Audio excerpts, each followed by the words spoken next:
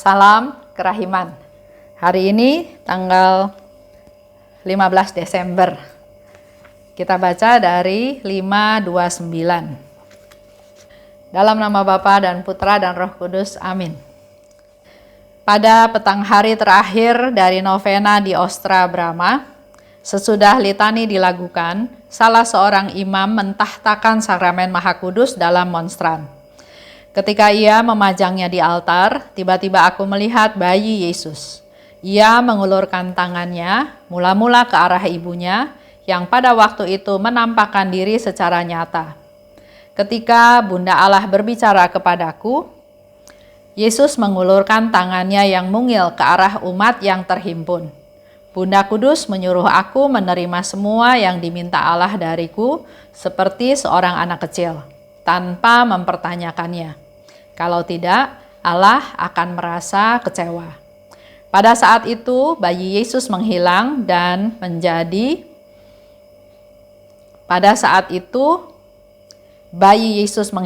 dan Bunda Allah pun kembali menghilang, dan gambarnya menjadi sama seperti sebelumnya.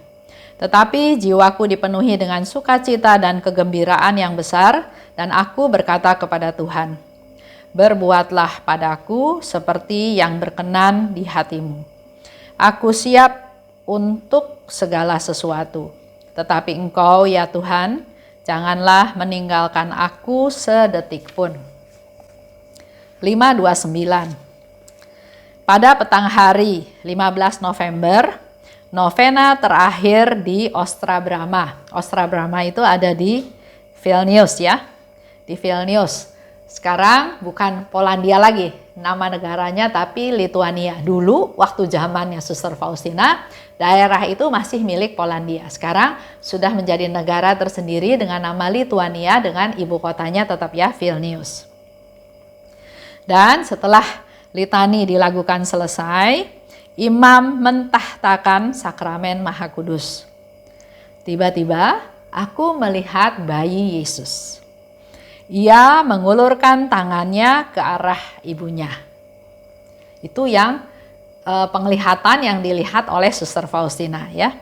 Ketika Bunda Allah berbicara kepadaku,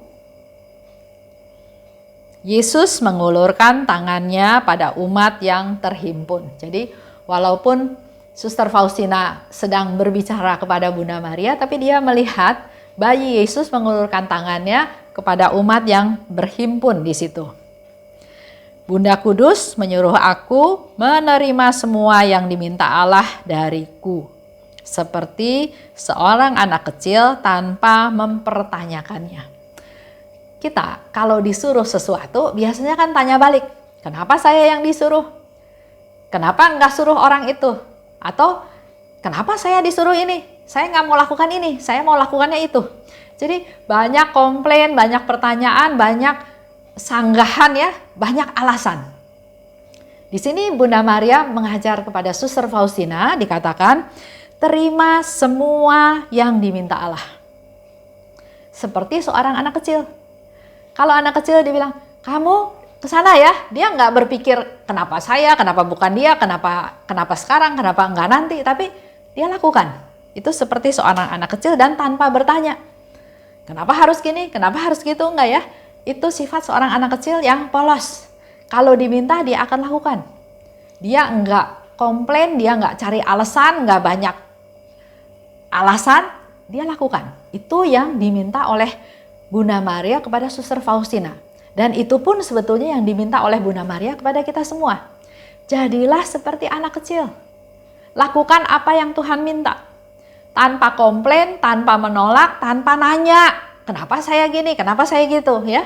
Nah, kita boleh balik ke cerita diri kita masing-masing. Karena sering ada yang bertanya, contoh ya, kita katanya lahir dalam satu keluarga, dengan ibu yang sama, dengan ayah yang sama. Tapi kok nasibnya beda. Yang satu kaya, yang satu miskin. Ada yang pintar, ada yang bodoh. Ada yang bagus, ada yang jelek. Nah, kan pertanyaan ini aja udah salah, ngapain bertanya? Yang harus dilakukan adalah melaksanakan kehendak Tuhan. Terima aja Tuhan suruh apa, terima dan laksanakan. Itu yang membahagiakan kita. Pada saat itu, bayi Yesus menghilang dan Bunda Allah pun menghilang. Setelah Bunda Maria berpesan sesuatu kepada Suster Faustina, Bunda Maria menghilang. Kataku pada Tuhan, berbuatlah padaku seperti yang berkenan di hatimu. Dia berserah, dia pasrah, dia mengandalkan Tuhan. Meneladan Bunda Maria juga seperti yang Bunda Maria katakan, aku ini hamba Tuhan.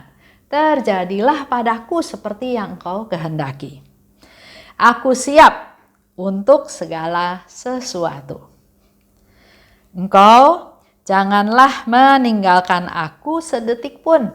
Tapi Suster Faustina minta kepada Tuhan, aku akan laksanakan apa yang Engkau minta.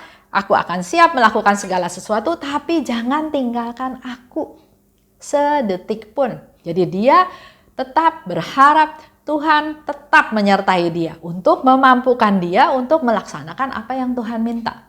Karena kembali lagi, Suster Faustina itu rendah hati. Dia nggak menyombongkan diri, dia nggak bilang bahwa saya bisa.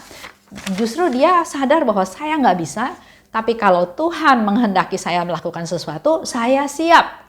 Tapi jangan tinggalkan saya sedetik pun. Jadi dia mengandalkan, sungguh-sungguh mengandalkan Tuhan. Kalau bicara tentang dikatakan di sini ya, novena di Ostra Brahma. Saya cerita sedikit tentang Ostra Brahma di Vilnius ini.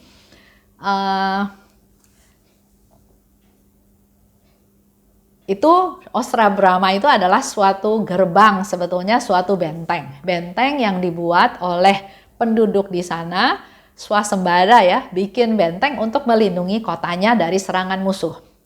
Karena benteng ini dibuat swasembada tergantung dari kemampuan penduduk yang ada di sana. Jadi bentengnya ada yang bagus, ada yang sederhana, ada yang tinggi, ada yang rendah sesuai dengan kemampuan mereka masing-masing. Nah, Ostra Brahma ini adalah salah satu benteng yang didirikan oleh si pemilik tempat tersebut, dan dia bikin 2 tingkat, ada kapelnya juga, dan di sana ternyata menjadi satu pintu gerbang keluar masuk dari kota lama ke kota baru ya, seperti itu. Di sana ada Bunda Maria dengan 40 sinar. Bunda Maria dengan 40 sinar. Bapak Ibu nanti kalau ke sana juga bisa lihat. Ini nanti saya tampilkan juga gambar Bunda Maria dengan 40 sinar tersebut. Di sana juga karena memang di Polandia pada waktu itu memang sangat berdevosi kepada Bunda Maria. Bunda Maria adalah ratu, ibu negara daripada Polandia. Banyak sekali orang yang datang ke Ostra Brahma untuk berdoa di depan gambar Bunda Maria tersebut. Kalau Bapak Ibu ke sana, selain bisa lihat gambaran Bunda Maria dengan 40 sinar, juga banyak sekali gereja-gereja di sana.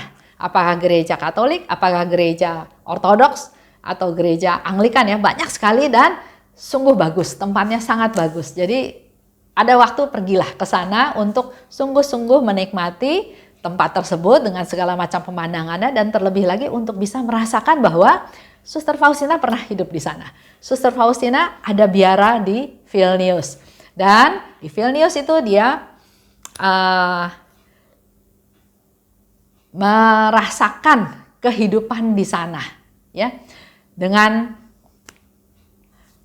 tempat untuk melukis gambar Yesus yang Maha Rahim seperti yang diminta oleh Yesus ya, dilukis di salah satu bangunan di sana yang kita juga masih bisa ke sana untuk bisa melihat tempat tersebut. Itu aja sedikit cerita tentang Bunda Maria Ostra Brahma. Kita tutup ya dengan doa. Dalam nama Bapa dan Putra dan Roh Kudus, amin. Allah Bapa yang Maha Baik, terima kasih atas rahmat-Mu yang Kau berikan kepada kami. Khususnya pada hari ini kami juga semakin diperkaya dengan pengetahuan ada Bunda Maria dengan 40 sinar yang ada di Vilnius. Kami juga mohon rahmat-Mu Bunda, berdoa untuk kami dan juga mampukan kami untuk meneladan Suster Faustina juga. Seperti yang dia katakan kepada Tuhan, berbuatlah padaku seperti yang Engkau kehendaki. Aku siap untuk melakukan segala sesuatu, tapi aku mohon padamu Tuhan, jangan meninggalkan aku sedetik pun. Inilah kami anak-anak-Mu Tuhan yang siap bekerja di ladang-Mu. Amin. Dalam nama Bapa dan Putra dan Roh Kudus. Amin. Salam kerahiman.